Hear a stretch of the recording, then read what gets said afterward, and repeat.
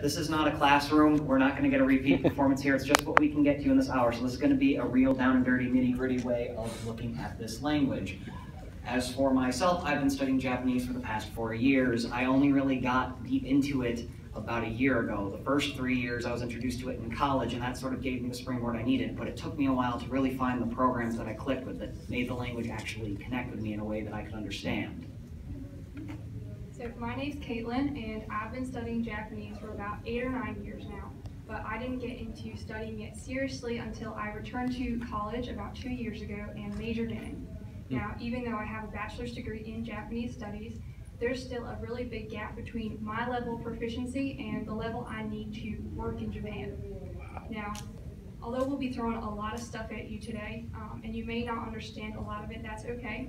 This is really, we hope to give you this overview to see if you are really interested in doing this, like undertaking learning Japanese, because there is a lot of obstacles in the way.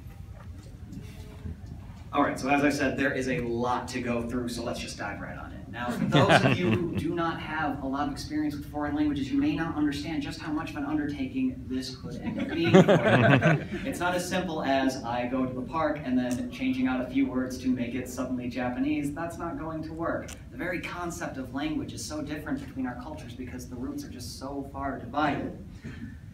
But there are some things we can go over here that will make it a little simpler, like, for instance, in Japanese, there are these little things called particles that you jam into sentences that tell you what the words are doing. You're also going to have to get used to one particular way of arranging your sentences to make it work. Generally, it's verb at the end. And it gets a whole lot messier from there. So what exactly are we trying to do with this panel? What are we covering? Well, we want to give you the tools that you can use to venture out on your own and get a good base. We're going to cover the 3 different writing styles in Japanese. We're going to cover a few basics on nouns.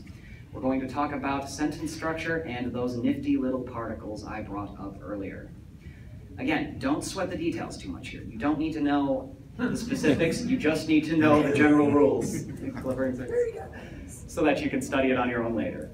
So you don't need to remember something like this specific particle here is ga. That's not super important right now. You just need to know how the actual structure of these characters is going to go, and we will cover that. So first, we'd like to give you a brief history on how this wonderful language developed. So I feel when starting a language, it's important to understand its history. Where did it come from? Because knowing that will help you understand, why they made the language the way they did. So first, what is Japanese? Well, it's a mixture of 3 writing systems. 2 of these are called syllabaries. And you may be wondering, what is a syllabary? Well, that means each symbol represents one sound, like you can see on the right here, ka and na. Now, these sounds will never change. These 2 syllabaries are called Hiragana and Katakana. They also use one logographic system, and this means that each symbol represents one whole word or meaning. Like the one on the right means day and sun. This is called kanji. Now you may be wondering, why in the world do they have 3? That seems like a lot, right? Well, it wasn't always this way. Now Japan has a really long history of habitation dating back all the way to 14,000 BC in the Jomo period. Now all the way up to 710 AD, they didn't really have a writing system. And it wasn't until Buddhist artifacts from China were brought to Japan through the Silk Road from Korea that we actually start seeing a writing system up here in Japan. And you may notice that this writing system kind of looks like Chinese, and it is. So the first record we have of Japanese writing is called the Kojiki. It's the records of ancient matters. It's their myth of the creation of Japan. And this is the myth that starts with Amaterasu, the sun god, which you may be familiar with. Now, this is a close look at kind of what it looked like, and it actually was Chinese. It didn't match their speaking system at all. And another thing is that the written language was more like an art form. It was reserved for the rich, the people who had the time and money to learn it. Now, eventually, these Chinese characters evolved into something we call man-nyo-gana, and these are Chinese characters used to represent the actual Japanese sounds. So on the left, you can see the old character for the sound mu, and on the right, you can see the current one that we use today. You can find charts of these online if you're interested. Now, we fast forward about 1,000 years to the Meiji period, and we actually have those two syllabaries we were talking about, hiragana and katakana. However, something kind of odd has happened. Now, usually languages, the written and the spoken, evolve at the same time. This was not true for Japanese. They had actually frozen their written language in time, and their spoken language moved forward. So it was kind of like speaking English and writing in Latin. They actually had 6 writing systems in use, ranging from completely Chinese to almost completely hiragana, and almost no one could read it. And so they needed to make some changes, and it wasn't until about the Showa period in 1946, after World War II, that the modern Japanese we use today was officially accepted. And you can kind of see an example of this from up on Poppy Hill. Now, you may be wondering, why do we still use kanji today when we have those two syllabaries, those two really nice phonetic kind of alphabets, right? Well, there are a couple of reasons. One is homophones. Japanese people really love to use homophones, and for example, we have the sound kata. Now, this could mean shoulder, type, pattern, posture, customary procedure, and actually a whole lot more. So wow. It'd be really difficult to tell these apart if we didn't have all these kanji to help us out. Another reason is that kanji are kind of like an academic achievement marker, and you can kind of see your proficiency level depending how many you know. And after thousands of years of use, they've become a really important part of their culture, using things like calligraphy. So now I'm going to hand it back to RJ to describe these 3 writing systems in a little more detail for you. All right, so I mentioned the 3 writing systems earlier. We have hiragana and katakana, easily the simple ones with 46 characters each, and then we have kanji, which has like 2,000 plus. And that may seem pretty shocking, but it only gets worse from there. You see, kanji gets really complicated even early on. Take this word, Tuesday. Made up of fire, weekday, and day. The weekdays are actually named after the elements. It's kind of cool. But each of those kanji has a sound, right? Ka-yobi, kayobi, Tuesday. Well, it's not actually that simple, because each kanji can have multiple ways that they are spoken. And that whole one meaning thing, nah, it doesn't work that way. It's actually got multiple meanings for a lot of kanji. And Japanese can be really redundant in a super frustrating way and still maintain like a really confusing thing to it. Take this word, Sunday, Nichiyobi. You have the same kanji appearing twice, but even in this word, you're using 2 different pronunciations. You may have also noticed that that first and last kanji are in the middle kanji. Some kanji are actually made up of other kanji, but don't worry, we're not going to focus on that just yet. We're going to start off with something simpler, hiragana and katakana, because they're easy and I like that. So, hiragana and katakana are essentially the same. They each have that one sound. That's the sound they make. End of story. You can think of them a lot like our capital and lowercase letters, in that you can swap out the characters all you want and the sentence remains the same. This sounds the same, kono oto wa onaji da. The only real difference between them is when they are appropriate. Take this sentence here, hey Bob, where did you go? You know that the H and the B are capitalized because they start a sentence and start a proper name. You can tell what this sentence is indicating with shut up. It is a loud sentence, right? Japanese does something similar with hiragana and katakana, except the rules are a bit different. Take this one. Omaira terebi o mitsugimasu. You guys watch too much television. Omaira is the semi-rude way to say you guys. Semi-rude words are going to be written in katakana to add that context. Otherwise, you have foreign words like television. Since it wasn't a word made in Japan, it is going to be written in katakana. It's a good way to spot foreign words if they sound something similar to something you're familiar with. So now that we've sort of talked about their usage, let's break down the actual sounds these things are going to make. And there are a lot of hiragana and katakana. I know I said 46 earlier, but I was fibbing a little bit. This is going to be really hard to study, but if you get it down, you are golden for reading through a lot of the beginner texts in Japanese, and getting through that will help you really get into the language.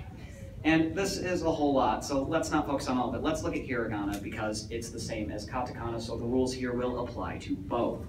And you know what? This is still 107 characters. I don't like that. Let's scale it down a bit. These characters don't matter because those are just 2 character combinations of the leftmost column.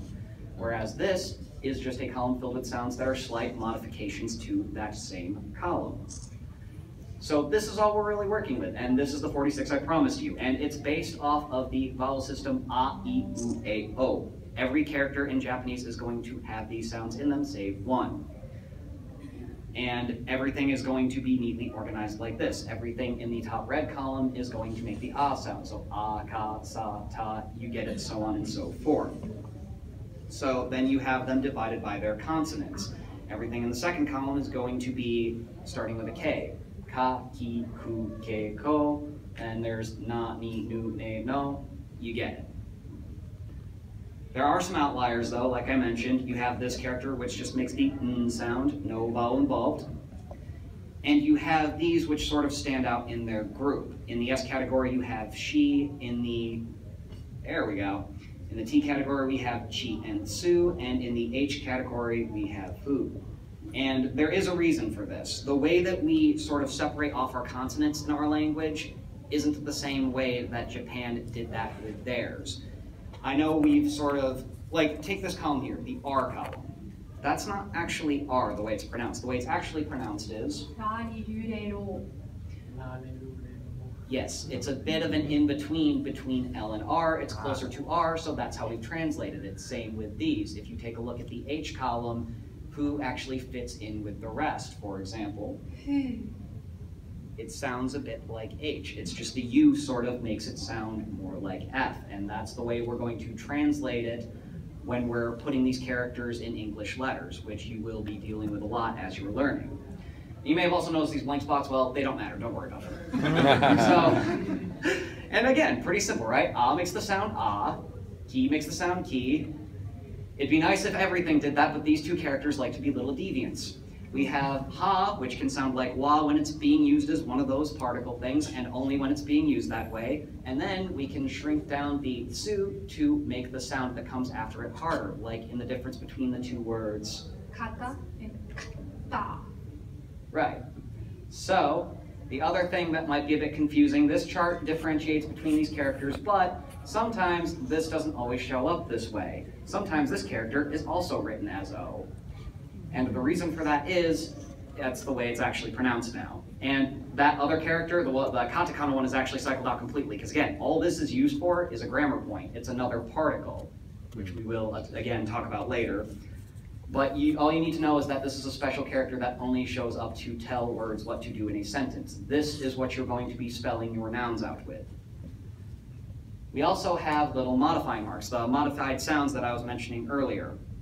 If you put this little quotation mark looking thing, these 10 above the ha, it turns it into ba. There are three others that work this way. Everything in the K, T, and S category can have this done too. So ka to ga, ta to da, sa to za, right?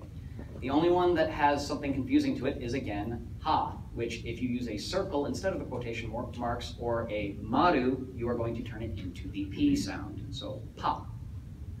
And then there's the two character combinations. If you shrink the Y down and put it next to an I sounding character, you drop the I and suddenly you have the combination. Yeah.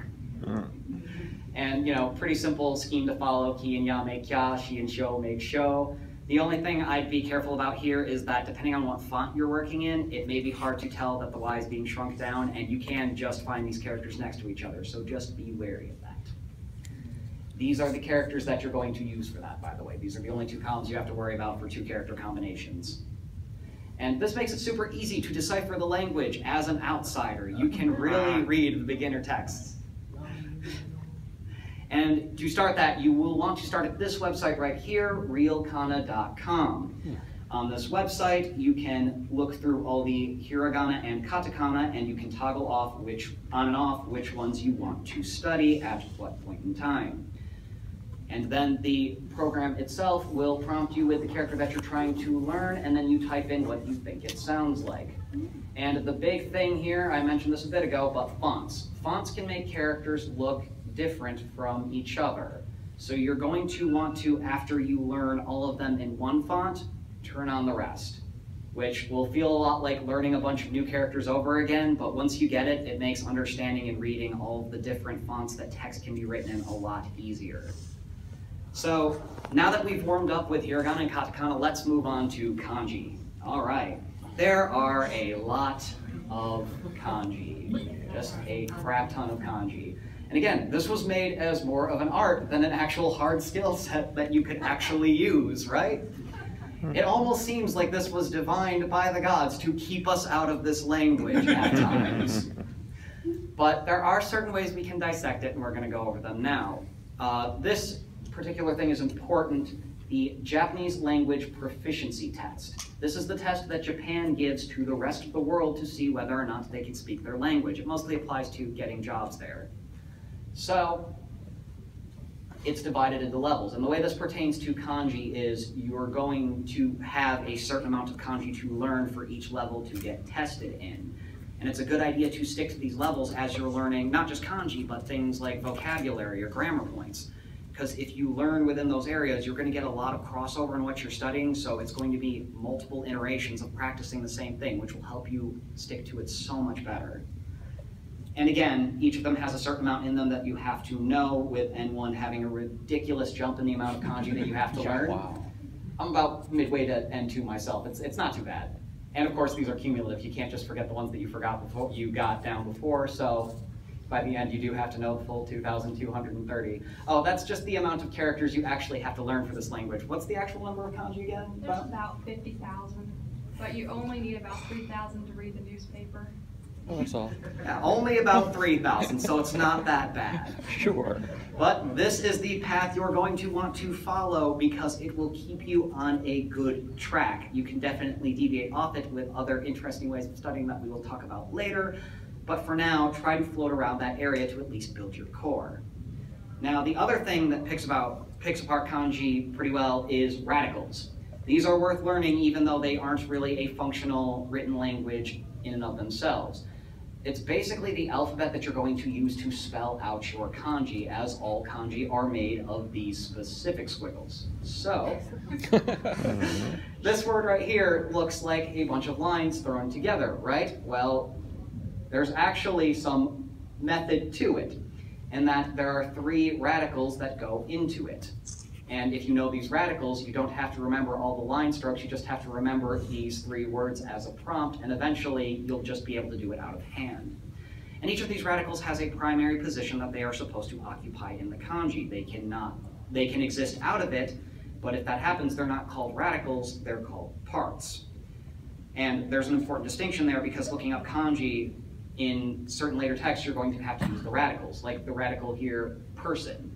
That's going to be left aligned. If it's anywhere else, it's not the radical. Blood has to be on the bottom. Let's take this kanji, concept, which happens to be made out of kanji that are all radicals themselves. But the radical here is heart, because it's in its proper category on bottom and it's not being cut off by anything. To further illustrate this point, let's take a look at this kanji. Sakura, right? Tree is left aligned here. It's in the proper position it's supposed to be in, and that's how you know it's the radical. But in this case, it's also left aligned here. So why isn't it the radical? It's because it's being cut off by heart. So that's how you can tell where the radical is in the kanji. So it's worth learning those positions for each radical as you're learning the radicals. To further sort of hammer this in, let's look at speech radical kanji, like plan, or reveal, or permit, or visit, right? These are all of these have the radical speech. That's how you're going to look them up. Truth also has it, but it's on the right, so naturally it's not the one you're looking for. The real radical here is person, which is also a left-aligned radical, so that's the one you're going to want to look at. Now, I mentioned that each kanji has a bunch of pronunciations to it. There are 2 categories that these pronunciations can fall into, the on and kun readings. Now, the on reading is the Chinese reading and the Japanese is the kun reading. Yeah. So we'll take this kanji here, color. On the on side, you have shiki and shoku. On the kun side, you have iro. Pretty simple, there's only 3 ways to say this kanji, whereas life has about 9 different ways it can be spoken, and there are 7 in the kun category. Now, I wish I could tell you that I know a method of picking which one you're going to be pulling from in the kun category, but I can't do that. But there is a bit of a method to picking between the 2 columns. In this case, we'll use this example, kaku and dokusho, both having the kanji to write in them. So in this case, we're using the kun reading, and in this case, we're using the on reading. And the only reason it works like that is because the on reading is used when you have two kanji or more kanji paired together. Individual kanji are probably going to use the kun reading, and comboed up kanji are going to use the on reading. So that's nice, that's great, that's a rule you can totally ignore with this next example, Ichiobi. Now you would assume that since it's sort of structured this way, where the second two form the word weekday, and the first one is just the kanji that you swap out when you're talking about a specific day out of the week, that those two would be paired together and use the on reading. So it would look like this. But no, it doesn't. It looks like this, and I have no idea why. There are exceptions out there. Keep them in mind. Make sure that you are checking as you're learning your vocabulary. And again, super confusing, all of this stuff. It gets really complicated as you're digging into it. You just have to make sure that you are maintaining the right things at the right time as you're doing it. The other thing that you can use to sort of help you learn this is stroke order. And this isn't something that sounded important to me as I was learning it, but boy was I mistaken about that, because it comes up so much later. Every character in Japanese is going to have one and only one way that it can be written properly. And this applies mostly to fonts, because the way to tell how you've gotten to one of these weird fonts is to sort of follow where the pen would move if it just didn't leave the page as much. It does not matter how complicated you make the kanji. There is only one way that it is going to be written. Oh, side note, this kanji right here is actually just used in China. It means a specific type of noodles. The Chinese have a sixth sense of humor when it comes to constructing kanji. Yeah.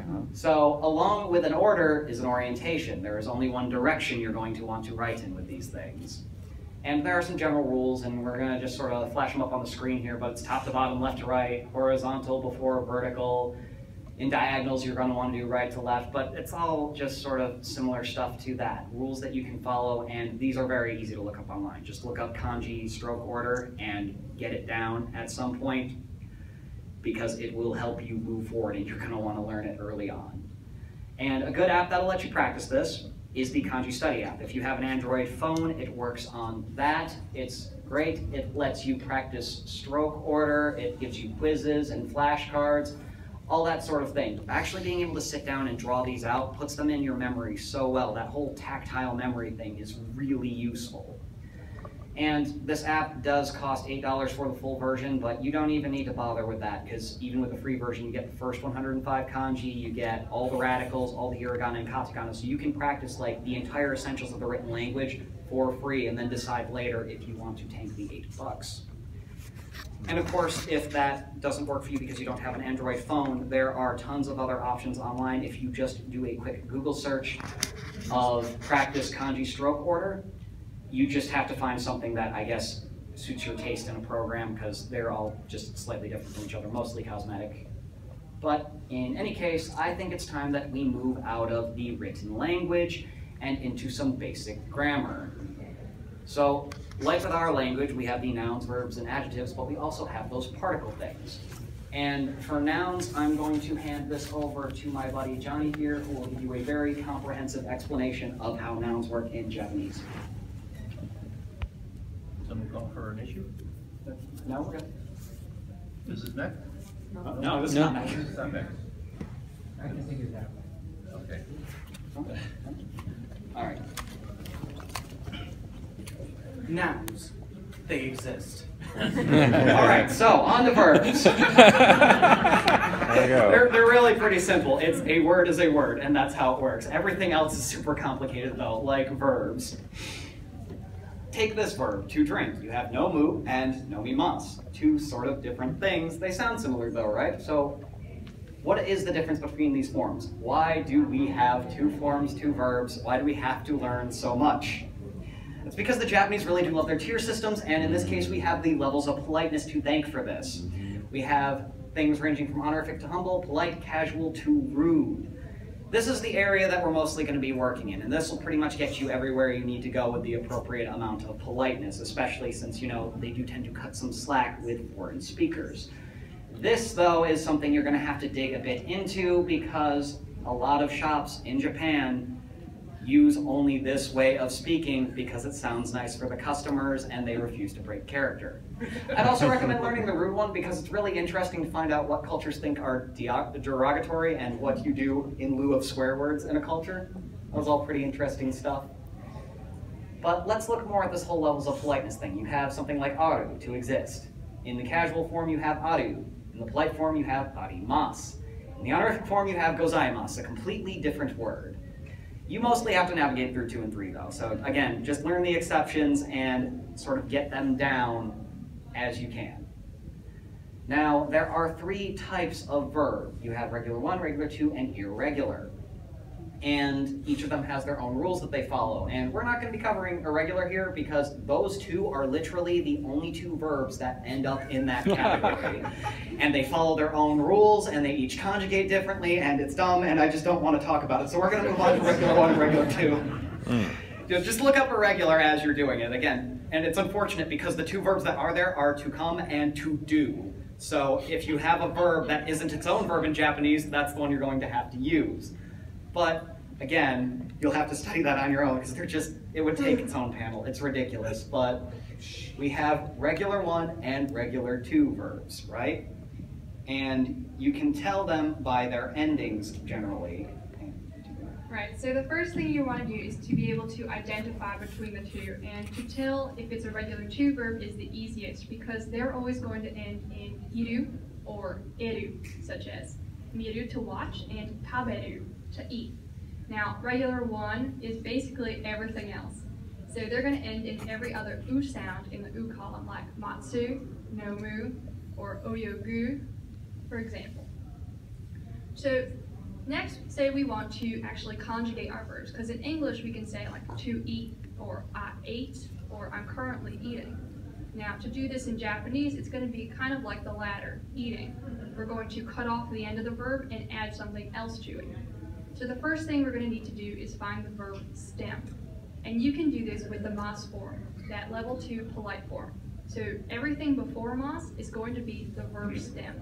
Everything after it is going to be called the ending. And we can just remove that. So for example, we want to say this in the past tense, I ate. So tabe is our stem, and we're just going to add mashita to it, tabemashita. Or in the casual form, we're going to add ta, tabeta. It's really easy with regular 2, and these all follow those same rules.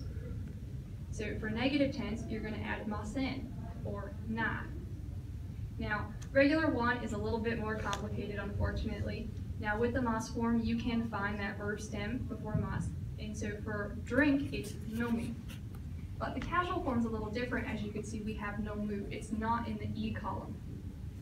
And those are going to have their own set of rules for conjugating. So for the polite form, it's easy, nomimashita. But in the casual, we have to change that u into nda. So we get nomda. And in negative, it becomes nomana.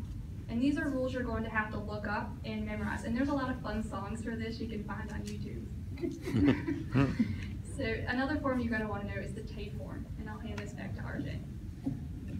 All right, and again, the specifics of this are deserving of their own panel, but essentially, this is another big form for conjugating. There's a way to shorten down each verb to pair it with other things. It's how you're going to form your compound sentences, your present tense actions, and inflect a lot of these different verbs. So from this, the big thing I want you to take away from this, look up te conjugation for verbs. It is super important. And there are several ways to inflect verbs in Japanese. Wow. And I guess a few English equivalent examples of these would be something like the, we'll say, conditional form. If I do something. The imperative form. Go do something. Stuff like that. You need to be able to do that in Japanese too, just because saying this thing happens isn't going to get you through every conversation. Verbs really are the center of your sentences galaxy. You really need to get a handle on these early because it will help you move forward. Now we'll move on to adjectives, and adjectives are sort of in a similar category in that they can be conjugated, but in this there are only 2 types. We have non-adjectives and e-adjectives. An example of a non-adjective would be shizuka, and an example of an I-adjective would be urusai. I-adjectives are great because they usually end in the I sound, so chisai and samui, which are small and cold respectively, those work that way. Non-adjectives don't, like at all. Benri and Jozu are good examples of this. And even more frustrating, there are non-adjectives that end in E. So you have kire and kirai, which are not kire and kirai, they are kire na and kirai na. And the na only shows up in specific instances. And we're going to talk about why that pops in. So with non-adjectives, to attach an adjective to a noun in Japanese with non-adjectives, you actually have to add its own little sort of particle.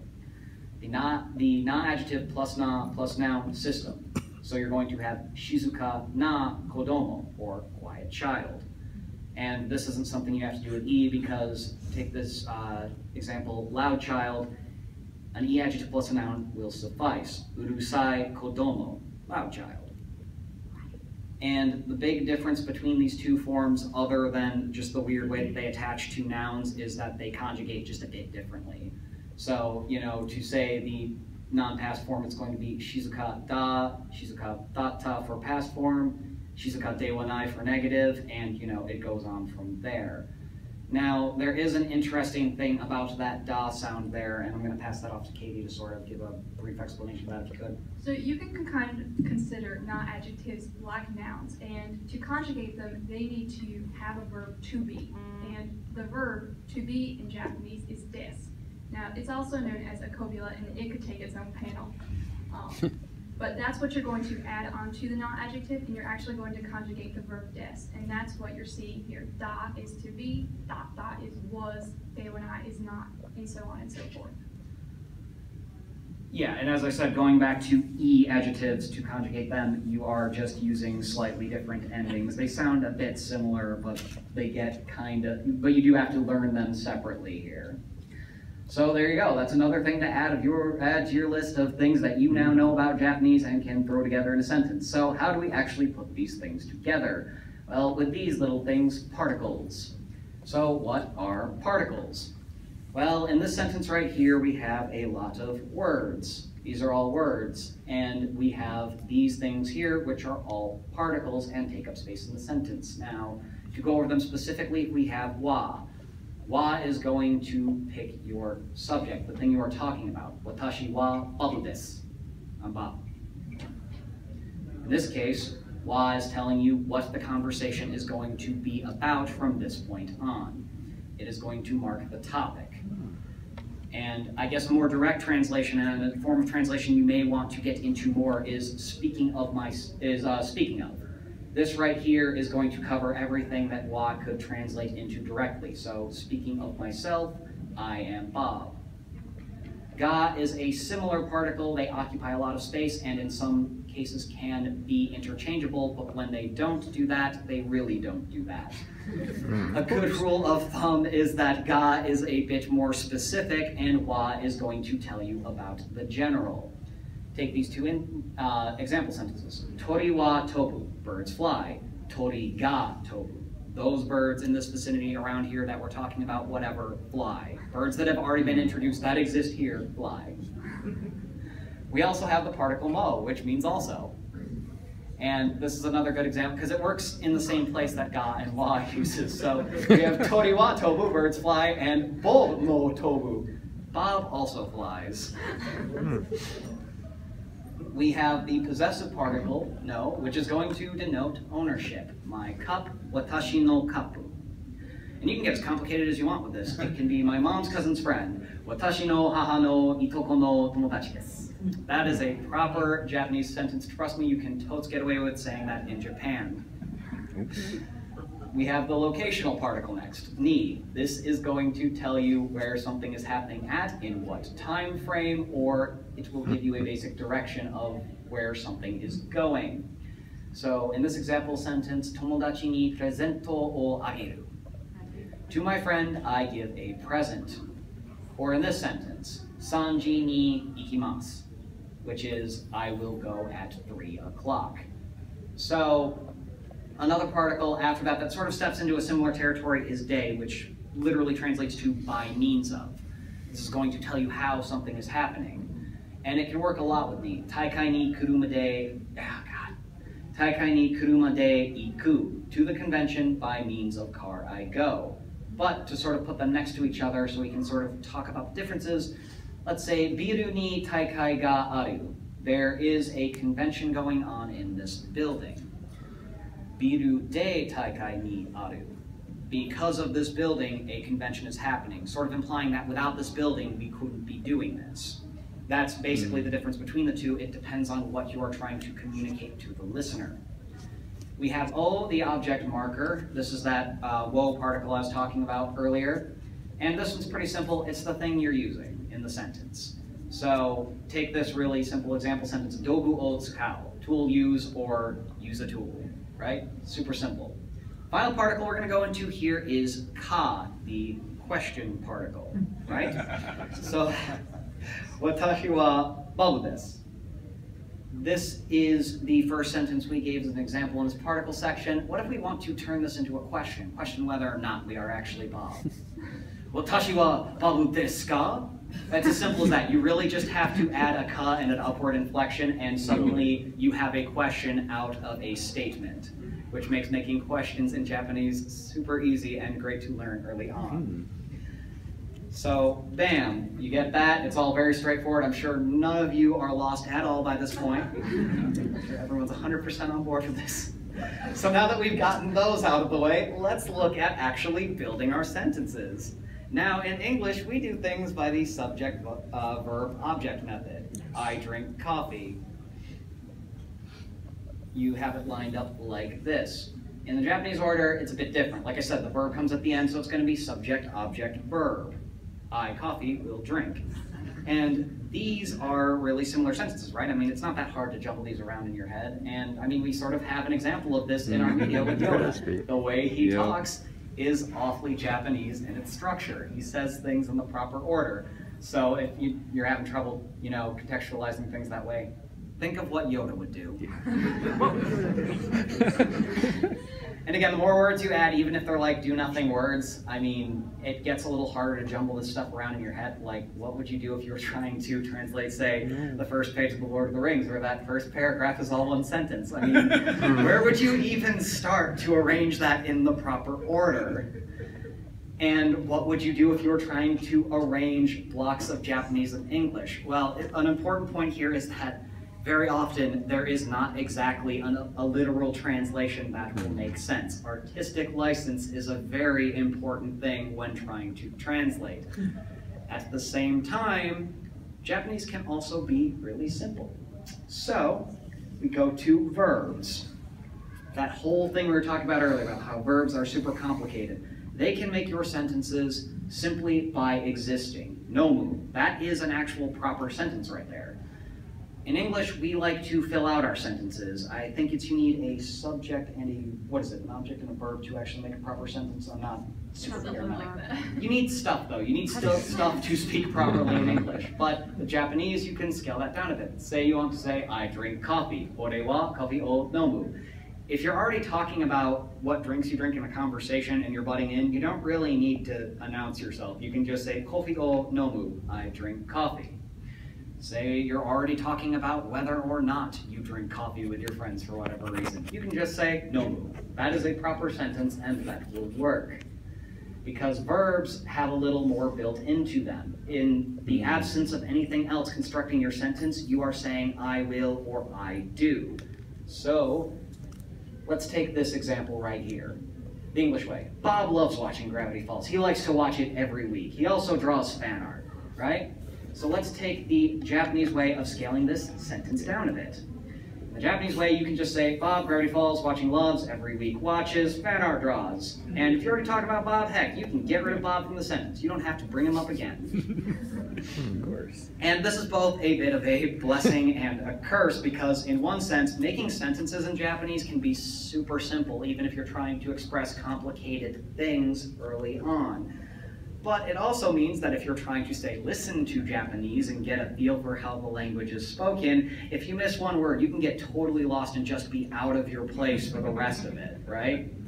It only gets worse from there with sentence and spacing. So this is a beginner Japanese text, all written in hiragana, which is super nice because it's that really easy language we talked about. So, Peiji-san wa senshu no shumatsu ni tomodachi to Tokyo Disneyland ni ikimashita, right? Super easy, super great to read. It's awful. It is absolutely terrible trying to read through hiragana or katakana. Look at this text right here. Look at how blocky and awful and never-ending and meandering it is. I don't even know what this fully says exactly because every time I try to read it, I get a headache. The one thing you will miss a lot in Japanese is that Japanese does not have a lot of word shape to it. A lot of the text is blocky, things not going above and below the regular line that we write our letters in. I'm sure most of you know the example where you can swap out some letters in a word and you can still read it so long as it's around other words that it makes sense in. Well, you can't really do that with Japanese, and it really shows while you're trying to learn it as a foreigner. The other thing is Japanese does not have a lot of spaces to it. The only places you're going to get spaces in are punctuation, which guess what? Japanese does not use a lot of punctuation to begin with. Take this simple sentence right here.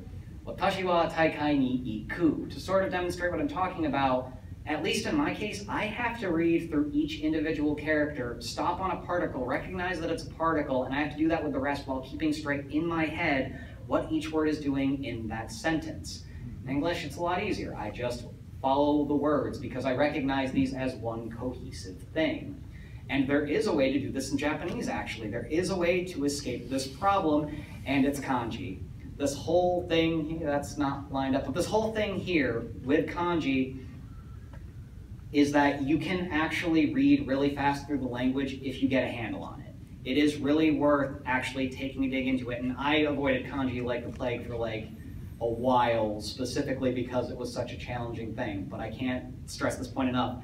Get into kanji early. It will help you move forward a lot more. The other thing we need to cover is sentence orientation.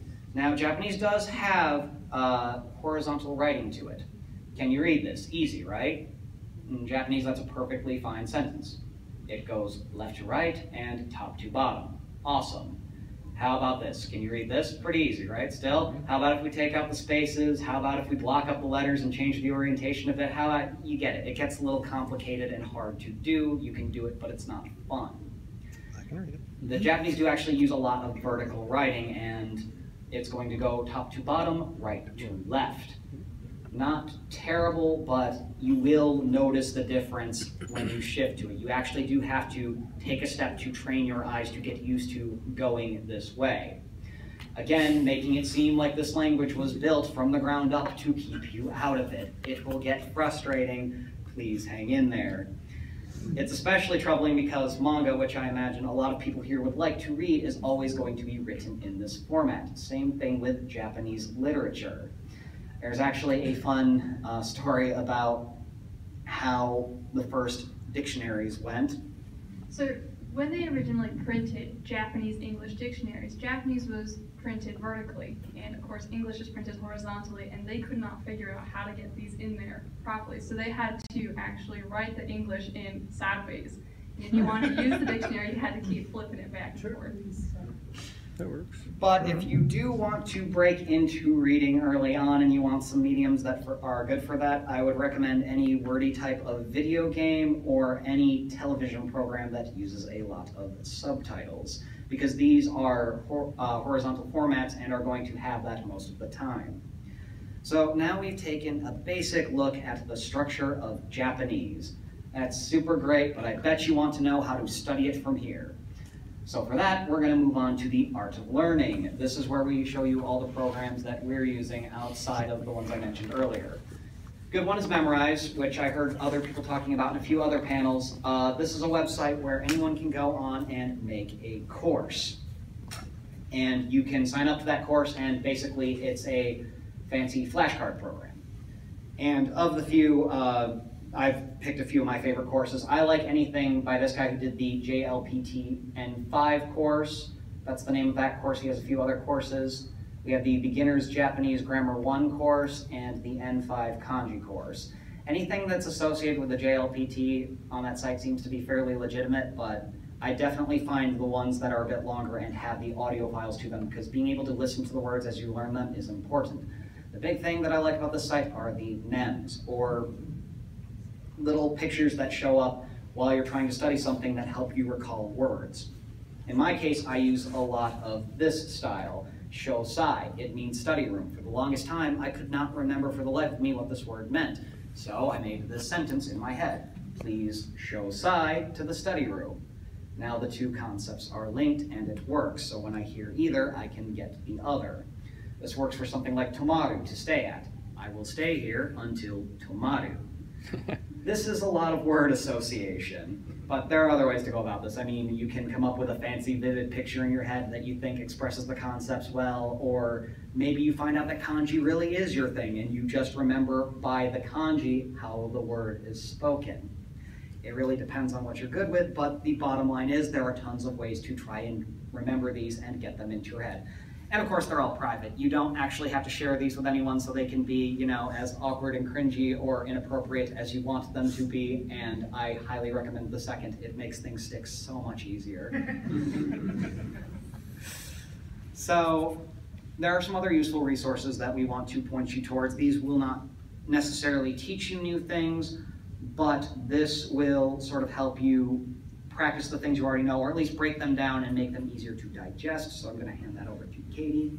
So this is a picture of an actual Japanese dictionary for Japanese people, and it may seem a little complicated, right? It's completely in Japanese. It's really hard to read.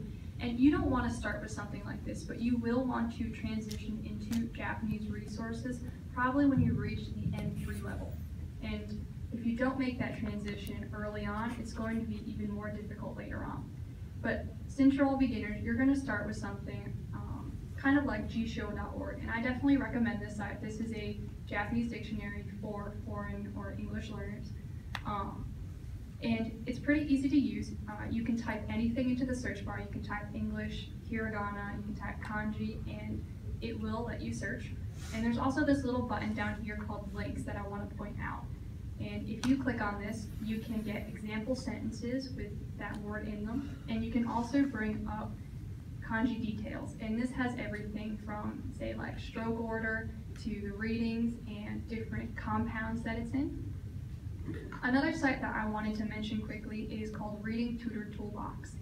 And you're not going to use this right away, but once you start getting into reading the language, and you maybe don't recognize a lot of vocabulary and you'd have to look all those up in the dictionary, this is an easy way to do that. If you copy paste the text into this program, it will generate a vocabulary list with the definitions on the side for you. And then you can study from there.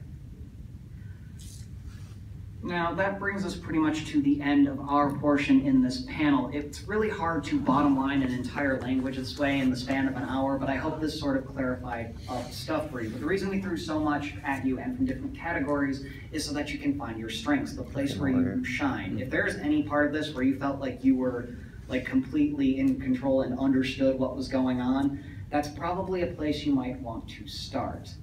Perhaps you find that you're really good at remembering what words mean, but the finer points of grammar escape you. One thing you may want to do is focus more on the stuff that you feel you're comfortable with.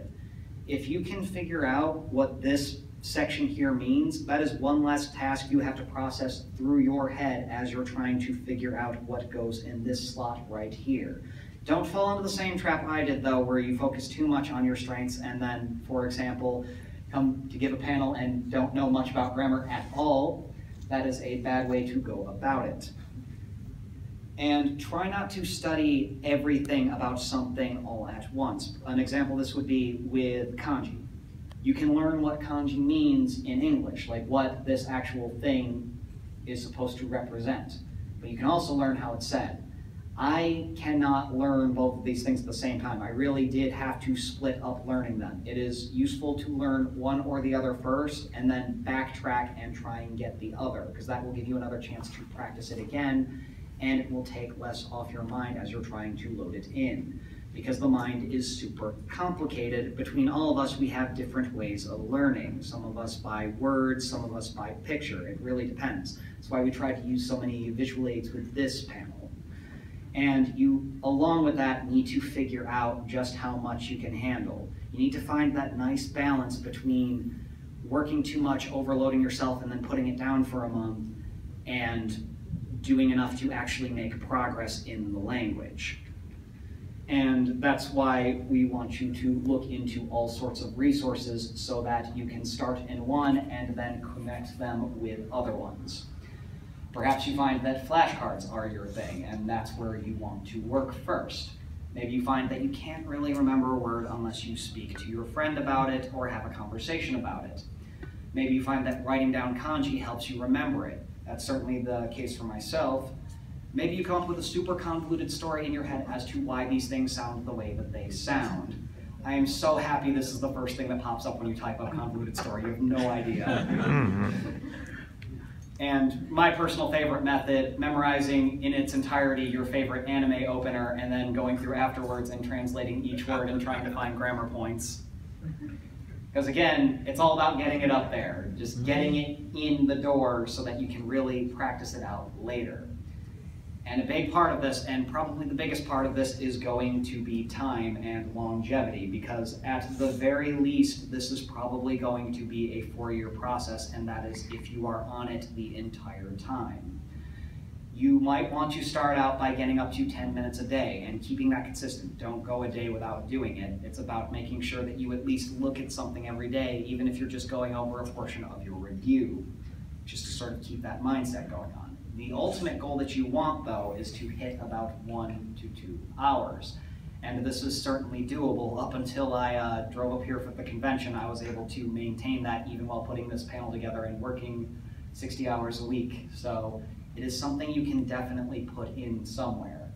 And for this, I can't stress enough the usefulness of mobile technology or just mobile study aids in general. These things are going to be the best way for you to find little moments in your life that you could be optimizing. Like say you're waiting in a line for like a panel out here. You don't just have to wait in that line, you can whip out your phone and you can study, right?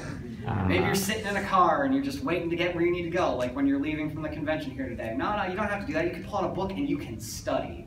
Maybe you're going for a long walk somewhere and it's really peaceful and you want something to do with your brain, presumably away from heavy traffic. Pull out your phone and study. Maybe you're driving. Please don't look at your screen for that. Just put something on your radio in Japanese and listen to it intensely and study. The big thing here is time. Time is super. I love this so much. Oh man. But now I'm trying to make a serious point. Time, super important. You need to be utilizing your time properly. You're not just going to magically find an hour or 2 hours in the day that you didn't have before, but you will find there are points in your day that you're not maximizing. And hey, I get it. There are certain points where I just like to do nothing in between doing really stressful things. But the neat thing about this is, if you can actually get used to this process of filling in those idle times with something to keep your brain busy, eventually you just get used to it and you can handle much bigger workloads. And that's going to be super important for getting way further into this language, especially when you get to the really complicated stuff. So please, just value your time above all other things. Make sure you are utilizing it to the best of your ability here. And with that, our panel is over. Thank you very much for coming. If you have any questions, please raise your hand, I guess. Oh, we got some questions. Okay. Yes? Actually, you focus a lot on the writing of Japanese, but for speaking it, do you have any resources, like if you have no one around you that speaks it, where you can practice speaking it to others, to get to sort of... There are definitely a lot of communities online that you can find. There's forums like the Japanese page where you can connect with other Japanese learners around the world, and maybe you can exchange information and talk with them online. That's definitely one option if you don't know any like native speakers in real life. If you're Other than that, that is a bit of a difficult thing to do without, I guess, finding some sort of media that lets you do that. A lot of this was geared towards studying it on your own, but yeah, that's definitely a thing. If you can find a way to actually start speaking this and practice talking, that'll make it a whole lot smoother. Yes? Oh, I just respond to that. There is for very basic words anyway, although there are some apps for that you can speak to and will tell you if you're actually speaking some of the words properly. some like speak and translate apps for the iPhone. It's a bit of a search to find that for Android, but it's actually in the Android market as well.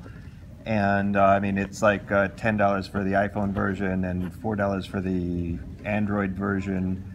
But it's a very interesting kind of app. You can speak in English, it'll give you a word in Japanese or a sentence in Japanese, and vice versa. You can test your Japanese and see if you're having trouble. Some words, of course, very subtle with the pronunciation, so you will find that out with that app.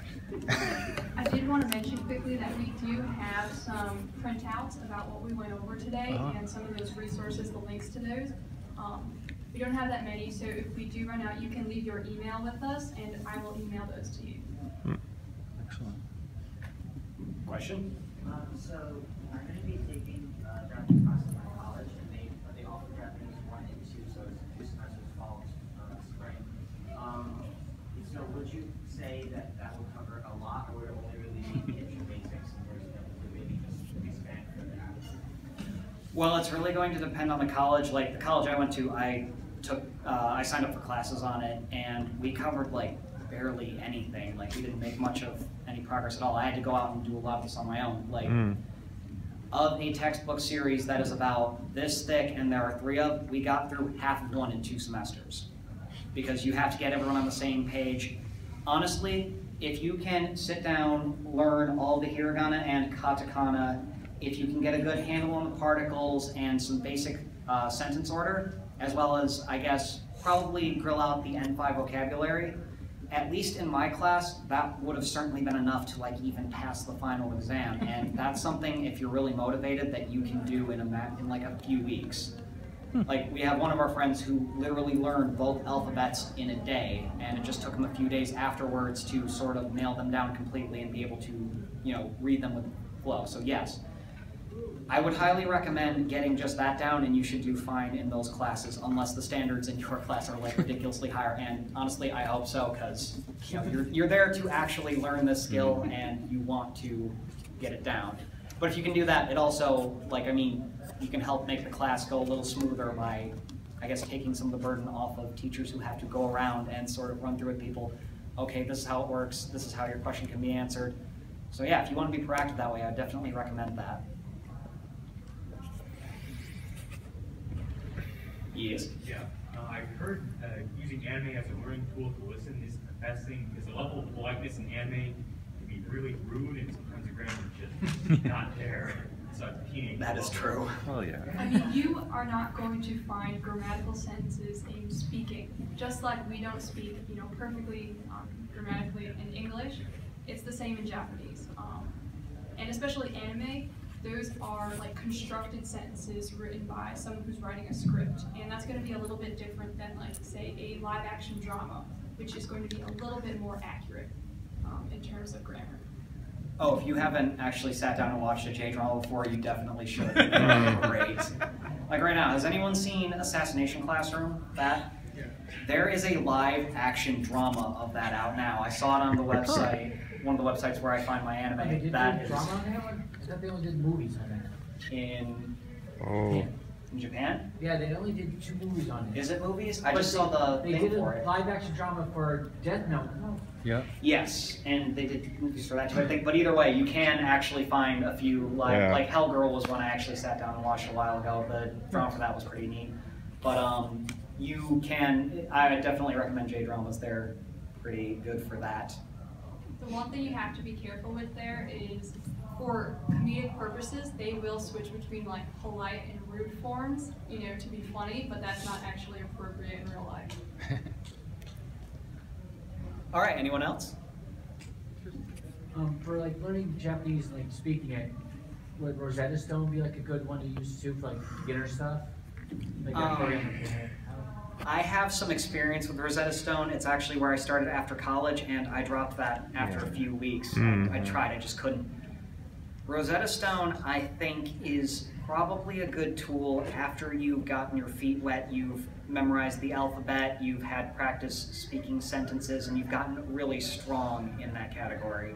But the only problem with that is Rosetta Stone also introduces you to a lot of the more basic things that you learn early on and never want to see again because, you know, you get it. So to use it effectively as a tool, I feel like you already have to know stuff, and by that point it's sort of useless, so I tend to shy away from that. But if you already have it, if you know what sections you already know, then you can skip those and just work on, say, the sections that have you practice sentences. Those are actually pretty good, so yeah. Yes? I have more just a comment that reminded me of something. I went to Japan a couple years ago with my girlfriend, and we found a punk music store in Shibuya.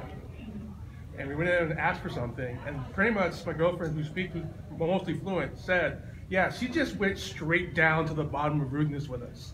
I'm like, it's a punk store. I'm okay with that. Yeah, so there will definitely be exceptions to the rule that they always speak proper Japanese at all times. And you know, certainly a punk store would be the one of those places where you could do something like that. Yes, Stefan. That's right, don't ignore me. Last year at Rosetta Stone, when he and I were doing our way back, it was a little scatterbrained for even me, and I'm pretty scattered myself. I would stick to things like memorize and then push on to his kanji practicing. What was the site again where you throw it up? Oh, that's Kanji Study is the app that you use for that. But the first thing you definitely want to use is, what's that again? I can't remember the name of it.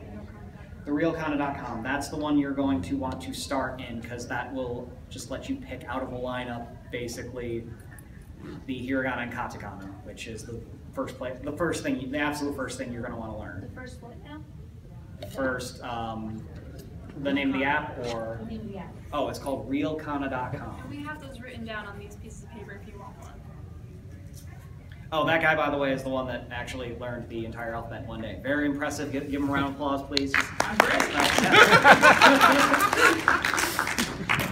know you pretty much learn the language online without paying, so are there any good books on any?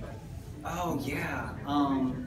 There are a lot of textbooks out there, and I've actually used like 5 different Japanese textbooks, and they're really based on how you learn. So if you're like a visual learner, there are textbooks for that. You are looking to get into like business Japanese, you want to work with it, there are textbooks for that. And I suppose it depends what kind of Japanese you want to use in the future. For example, with the college course, I started out with something called Japanese for Busy People, which only did Tier 3, which didn't actually work to my advantage. Learning the polite form first actually does make learning the casual a bit trickier. I definitely start with the casual if you can. The other book that I've read through completely that helped me figure out grammar, there are 2 books for this.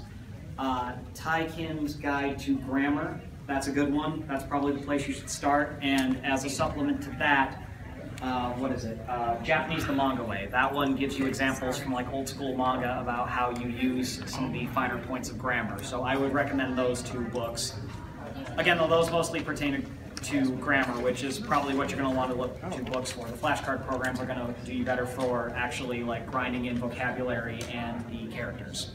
If you want to get into like say advanced grammar, which comes like a few years in, there is dictionaries. They're called the Japanese grammar dictionaries. Okay. Sorry about this, folks. We gotta cut it here. It is time for us to leave. Thank you very much for coming, and enjoy the rest of the convention.